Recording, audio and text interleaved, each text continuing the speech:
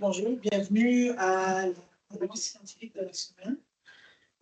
If you have been gravitating in research and academic centers, one of the most feared and misunderstood acronyms you've been hearing and seeing a lot of lately is EFVP. I know I've received emails about the frustrations and the questionings. So we thought it would be a good opportunity to find out directly from the source. Alors, la conférence d'aujourd'hui est très, très importante, non seulement pour la recherche, mais pour couvrir tout ce qui se passe entre une excellente idée, une excellente hypothèse et l'exécution à l'intérieur du cadre de la loi 25 qui définit les principes de confidentialité au niveau des données personnelles. Our two guests today are Marie-Christine Boulianne et Adrian Mares. Alors, Marie-Christine, she has extensive experience in health services administration, and she specializes in implementing privacy impact assessments under Quebec's Law 25. La loi 25 est une loi extrêmement dense qui affecte les aspects de toutes sortes d'aspects de nos vies, incluant, comme j'ai découvert récemment, l'information que les écoles peuvent partager pour faire les photos d'école des enfants. Alors, il y a tout un setup. La loi 25 se rend jusqu'à ce niveau de précision. Je dois dire que j'étais ambivalent parce que d'un côté, c'est bien de protéger la confidentialité. De l'autre côté, est-ce que ça veut dire qu'on a réglé tous les autres problèmes de la province? Je ne sais pas. En tout cas. So, Marie-Christine is at the service of the CIUS. She supports research initiatives and she ensures that we're compliant with personal data regulations. Et nous avons aujourd'hui avec nous Adrian Mares, qui vient aussi de l'équipe des services du CIUS, qui se spécialise aussi dans le domaine de la protection des informations professionnelles. Et son rôle au niveau du CIUS, c'est d'apporter cette expertise au niveau opérationnel. Donc, comment déployer ces politiques et ces procédures, comment effectuer les fameux EFVP. Alors, je passe le micro à vous deux. I'm sure this will be a very enlightening presentation, and I look forward to the decreased number of emails. Si vous avez des questions, là, vous savez à qui envoyer les courriels. Marie-Christine, je vous passe le micro.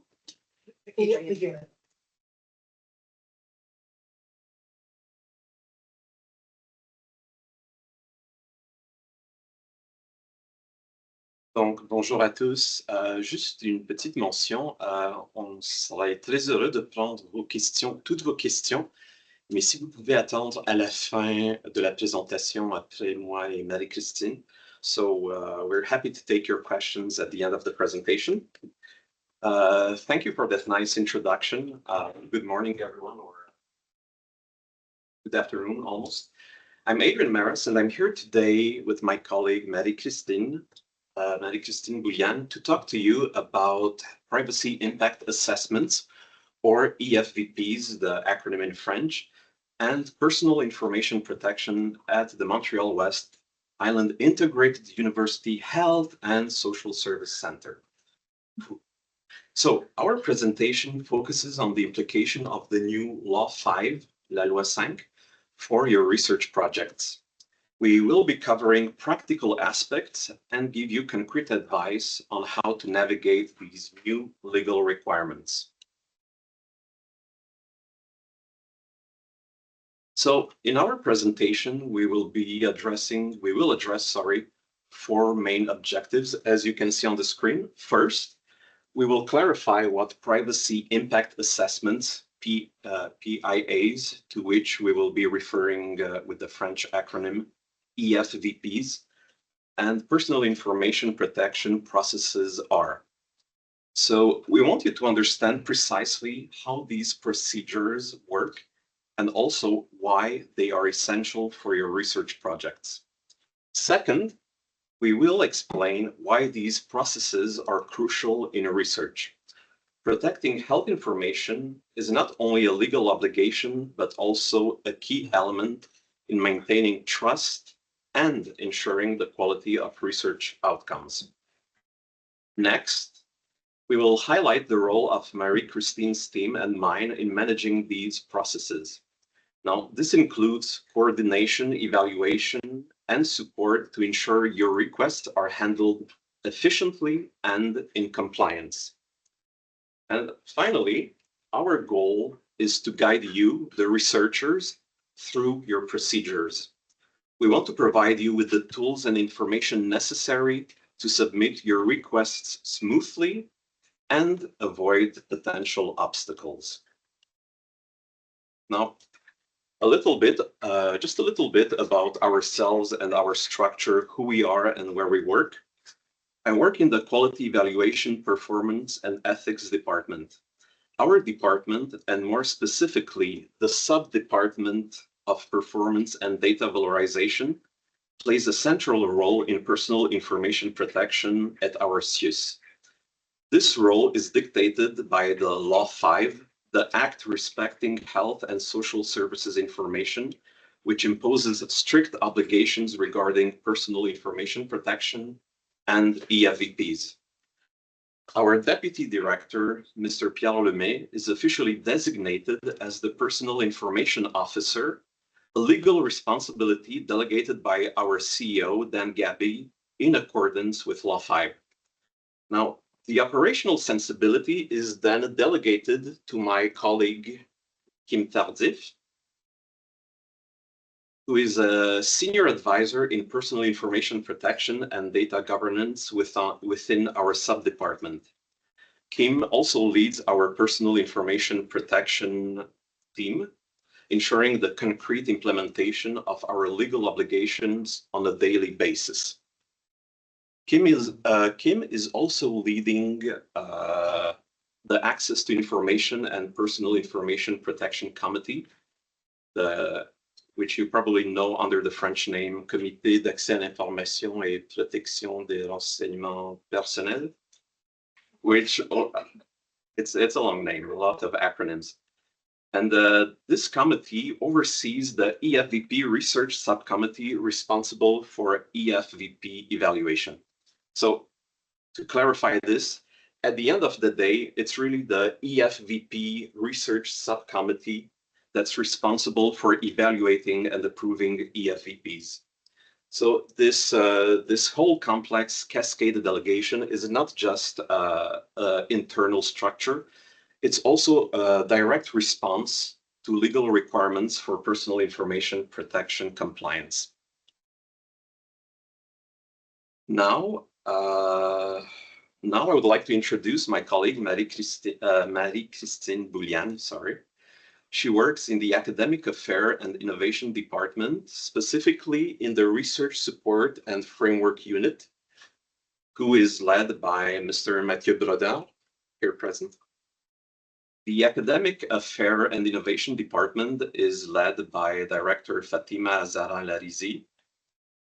And one important thing to mention here is that Marie-Christine's team is often your very first point of contact for EFVP-related questions in your projects.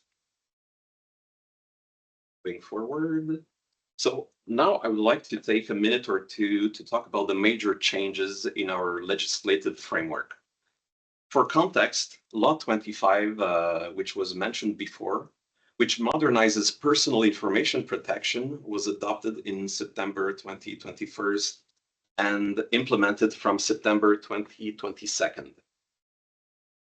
The overall goal of Law 5 is twofold: to enhance the use of technology while strengthening the protection of personal information, And this law was created to update our legal framework for handling personal information in response to advances in technology. However, it wasn't very well adapted to the specific needs of the health and research sectors. So before July 2024, we were juggling multiple laws. The Act Respecting Access to Documents Held by Public Bodies and the Personal Information Protection, certain aspects of the Act Respecting Health Services and Social Services, and of course, Law 25. So since July this year, it became much simpler. We have a new single regime with Law 5, the Health and Social Services Information Act. And this is a significant change because Law 5 establishes a framework specifically for health and research ensuring that health information has its own legal guidelines. So what this means in practical terms is that we now have rules that are tailored to our sector, who are adapted to our reality. And this is maybe a major, not maybe, for sure, a major change with the previous.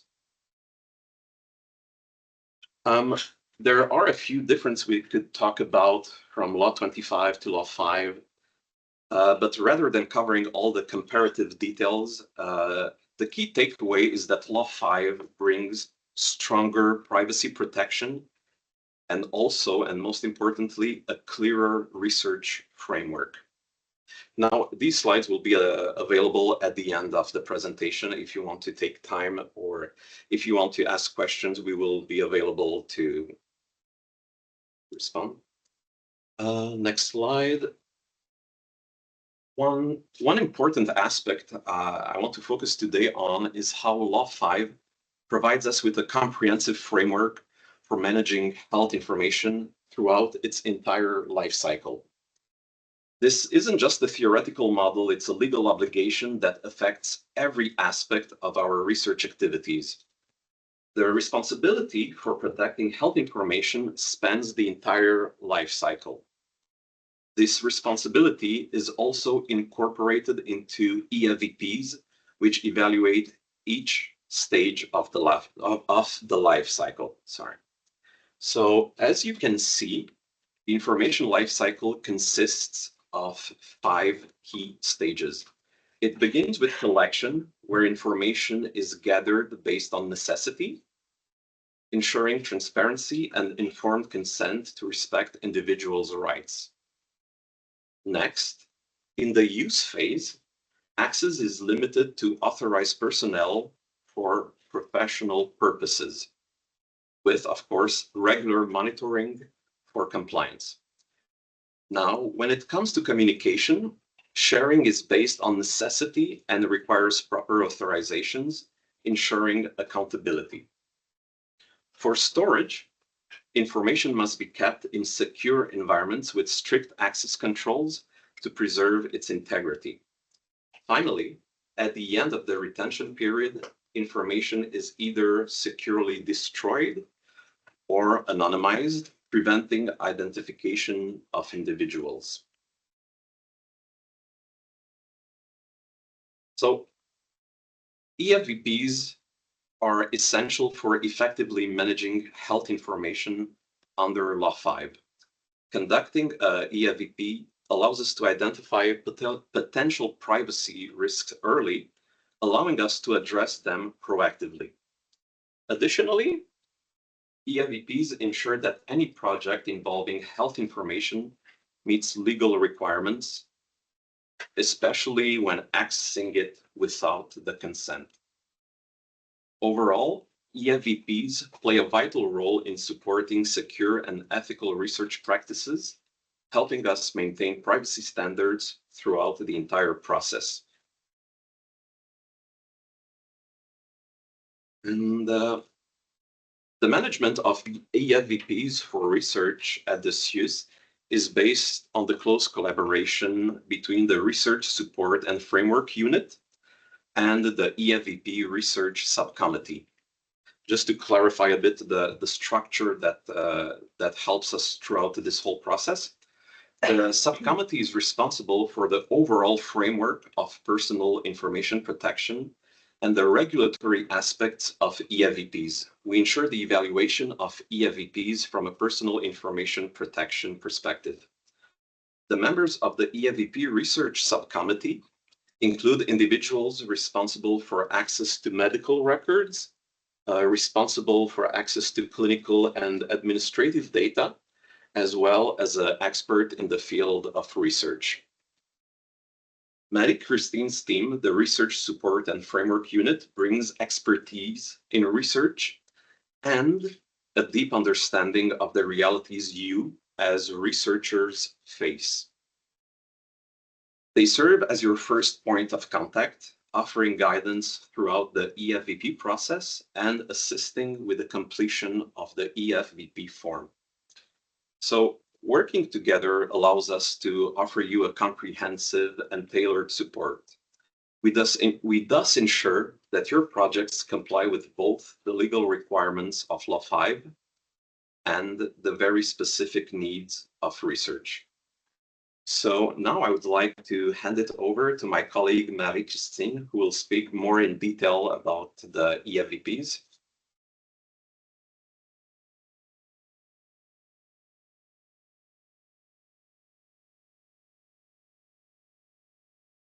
Well, thank you, Adrian. Thank you, everyone, for the invitation today. So as Adrian said, let's now look at the EFVP process from your point of view. So the first thing is to ask yourself, as part of my research project, will I need access to personal information without the individual's, the personal concerned? So if the answer is yes, then you probably will need an EFVP. So your project will first be flagged or identified as requiring an EFVP. This flag usually comes from one of two options. So the first one is either by your research team or yourself, when you know that you will need to consult or to collect personal information without the person's consent. Or it can be also when you submit a project on negative. So there is some sections in the submission form where we ask you if you request access to personal information without the person's consent. We also corroborate this information with what is described in your research protocol. In both cases, we contact you directly to confirm that you do need an EFVP, and we discuss the next steps with you. So a reminder here that all the research projects are evaluated by the REB. Among these projects, those requiring an EFVP will go to an additional evaluation by a special committee independent from the REB. Another reminder here that an EFVP is not required when the person has given his or her consent. So it does not apply if you consult a medical file of a participant after that he or she consented to it. So there is three most common cases requiring an EFVP in research. The first one is for recruitment activities.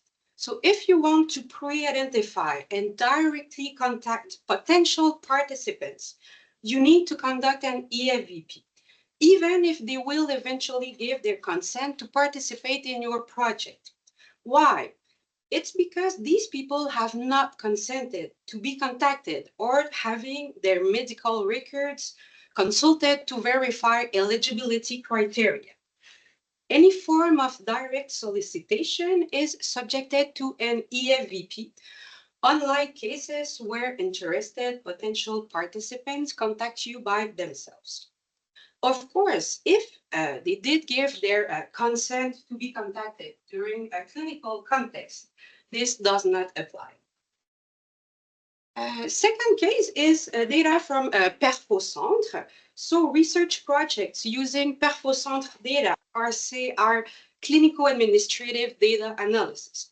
You don't need identifying data and you don't intend to recruit participants. For example, your project could be to analyze the duration of hospitalization following some treatment. This type of data is considered as denominalized but not anonymized, and as such must be subjected to an EFVP. We recently approved 2 research projects using Perfocentre data, and both projects obtained all the authorizations and approvals. And third option is for a retrospective analysis of medical charts. So this case is similar to the second one, but in that one, you need to consult records with identifying and sensitive information. This type of information is usually not available at Perfocentre, and the access is given from the archives. And we also have approved research projects of this type with an EFVP recently. Here, it's more about justifying the necessity of obtaining this information. I'll be back on the evaluation criteria in a minute. So the next step is, it's to fill the EFVP form that we will send you. So this form is a template proposed by the M3S and that we adapted for our CUs. We are always working to improve it. So to facilitate the process and improve your chances of obtaining approval quickly, we usually review the form and we make comments and suggestions. And then your project will be evaluated by a committee that Adrian presented earlier, which is part of our CUs. For this presentation, I'll be referring to as the EFVP Evaluation Committee. So this committee usually meets once a month, and they will issue a decision as soon as the file has been evaluated.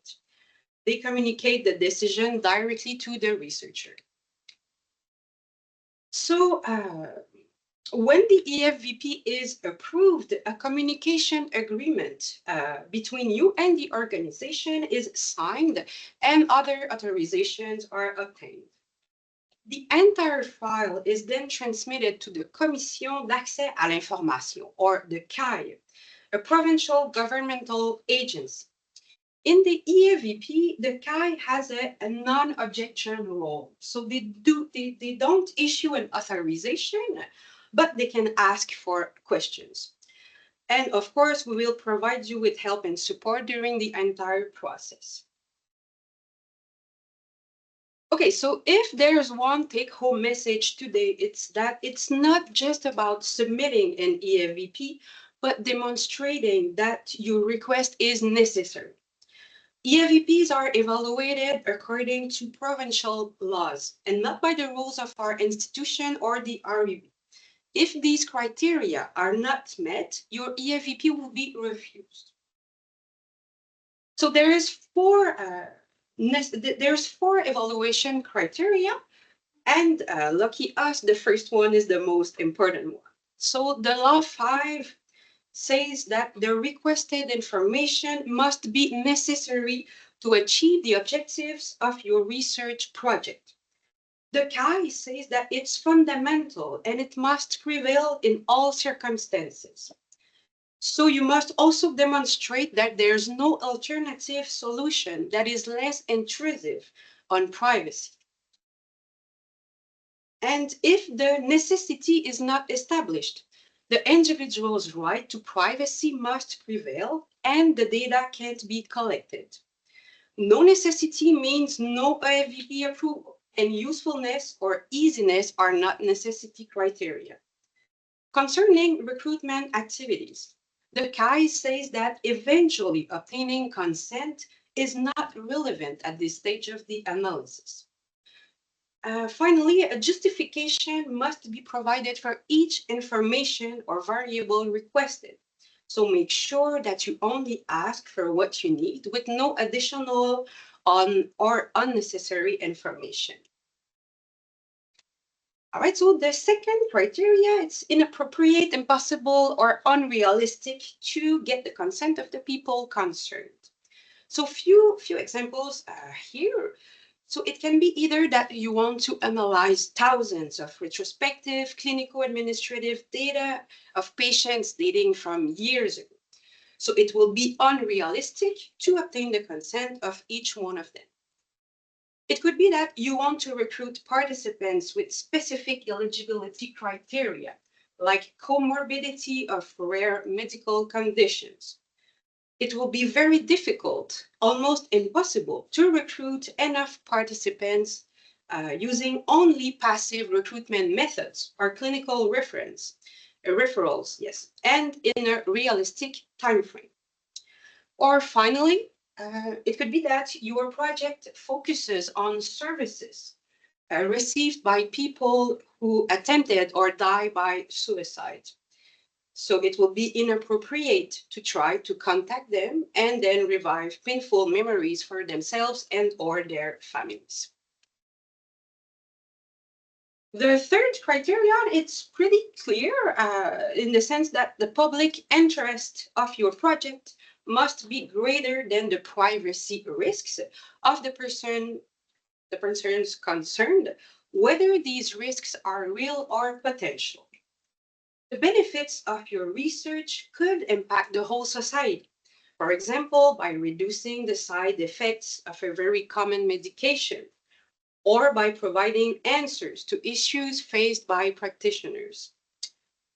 The public interest is not scientific relevance and should not be limited to the specific objectives of your research, nor to increasing knowledge in a research field.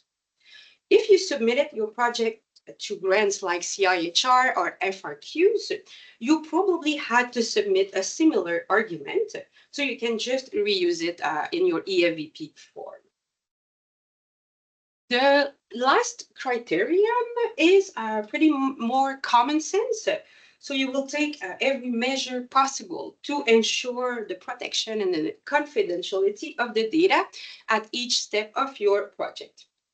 This justification is usually provided with your research protocol or asked directly by the RE. Okay, so we know that we're here to help, but we know that the whole EFVP thing creates additional work for you and your teams. So here's few helpful things that you can do on your side. So before submitting a project, ask yourself, will I need an EFVP? Try to integrate the EFVP process in your research activities. Anticipate tasks and deadlines, especially if you have time limitation, like summer students. Be sure to provide the information presented in your EFVP is the same that you submitted to the REB. And if possible, you can integrate the consent to be contacted by research team while patients are seen in a clinical context. And of course, communication is the key to a lot of things. So communicate your concerns, your questions, your comments. Contact us and discuss your situation, your projects, your ideas, or share any improvement ideas you may have. You can also use the tools that we developed to help you. So more on this in a minute. And finally, you can register to receive our newsletter or become a member of our future advisory board of researchers to get all the updates. Okay, so here's a top 5 of the questions we received from you over the last year about the EFVP. Question 1, what are the delays with the EFVP process? So the good news is the delays we experienced over the last year are now behind us. There is no more wait list, and your EFVP will be treated as soon as we receive it and evaluated at the next EFVP committee meeting. So more or less a month, a little bit over a month. And over the last year, we treated over 20 research projects with an EFVP, and we expect this number to remain stable. Second question, what is the difference between the REB and the EFVP evaluation committee? So the research ethics boards evaluate the scientific validity and ethical compliance of research projects. The EFVP evaluates the extent to which the information requested is justified based on the criteria that we presented earlier. In this sense, so both committees evaluate the same information, but from a different point of view. This is why, in some exceptional cases, a research project may receive the REB approval, but the EFVP will be refused because the criteria we presented earlier were not met. We had 2 cases like this in the last year, and both projects concerning only one recruitment method. Both projects receive all the REB and institutional approvals and could begin just without that specific recruitment method. Of course, we are working closely with the REB and the research teams to prevent that situation from happening again and causing any additional delays. So next one, why? Yeah, the answer is yeah. Why can I submit or get the approval of my EFVP before submitting my project to the REB? It's because the EFVP evaluation committee must evaluate approved documents, or at least conditionally approved, because we know that they could be modified following the REB evaluation. This is to prevent any additional delays in a case where the EFVP will be approved, but then the REB will request some changes. Changes made after an approved EFVP requires an EFVP amendment, so similar to the REB. Of course, we encourage you to start the whole EFVP process at the early stages of your project. So while your project will be evaluated by the REB, we will help you to prepare your EFVP file. Yeah, question 1. I have a friend working at the SHIM or the MUHC and it says it's different. Yes, so actually when the government issues or passes laws, it leaves it up to the institution to make their own interpretation of the law. So obviously the rationale behind the laws remains the same, but yes, the procedures could vary slightly from one institution to another. One example of the differences is the use of Nagano to manage EFVP, which we are not using yet at our CUS. So a quick word on this. So the Nagano nationwide is currently developing an EFVP management module. They say it should be available by the end of this year. So let's say early 2025. And finally, I'm a clinician researcher. I want that my research team to contact the patients that I see in my clinical practice to participate in a project where I am the PI. Can I do this? So as we mentioned earlier, potential research participants, whether they're also your clinical patients, have not consented to be contacted to participate in a research project. We know that clinical and research teams and activities are often overlapping, but personal information obtained through a clinical setting, like a patient waitlist or a medical record, can't be used in research activities, including recruitment. If you want to do this, you need to go with an EFVP. Yes, so here we wanted to provide some reminders about the type of the data as understood by the law. So identifiable information can directly or indirectly identify a person. It includes, but it's not limited to, names, physical address, emails, phone numbers, social security, medical records, etc. This type of information is usually highly sensitive and is protected from unauthorized access. Under the law, direct or indirect information are considered the same. Denominalized or coded data is data where the identifiers are removed and replaced with a code. The key to the code is kept, but access to it is limited. Keeping the key of the code is usually required for a period for different reasons, whether quality control, reproducibility of the data, publishers, etc. Anonymized data is when identifiers have been definitively removed, so future relinkage is impossible. The key of the code to re-identify people has also been deleted. So if you keep the key to the code, then this is not anonymized data. In this sense, you can see that you will anonymize data as long as you have to keep the key to the code. And finally, anonymous data is when the information was never associated with identifiers, for example, anonymous surveys. Anonymous and anonymized data are not subjected to EFVPs. And finally, just a quick note on consulting or collecting information.